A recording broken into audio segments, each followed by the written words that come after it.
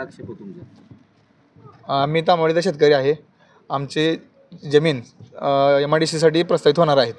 मग आम्ही ज्यावेळेस आम्हाला नोटीस मिळाल्या त्यापासूनही तेव्हापासून आमच्या सर्व शेतकऱ्यांचा विरोध आहे आणि SDOंना सांगितलं आहे आणि त्यांना लेखी कळवलं आहे की आम्ही आमच्या जमिनी देणार नाहीत. असे असतानासुद्धा लातूर MIDC बळजबरीने आमच्या जमिनी मोजण्यासाठी नोटिसा काढल्या आहेत.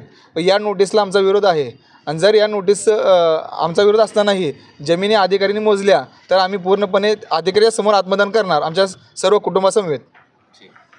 पाठपुरावा करत आहोत. तांबवडी येथे MIDC होत असल्यामुळे आणि आम्ही पाठपुरावा अधिकाऱ्यांना वारंवार केल्या असल्यामुळे मुंबईला आम्ही MIDC ऑफिसला गेलो, लातूरला MIDC ऑफिसला गेलो व तसेच सर्व प्रकारचे पुढाऱ्यांनाही पत्रव्यवहार केलो, परंतु कुठल्याही प्रकारची आमची दखल घेतलेली नाही. व आता ही आमची मोजणी होत आहे, परंतु आमचे सर्व शेतकरी मोजणीला तयार नाहीत.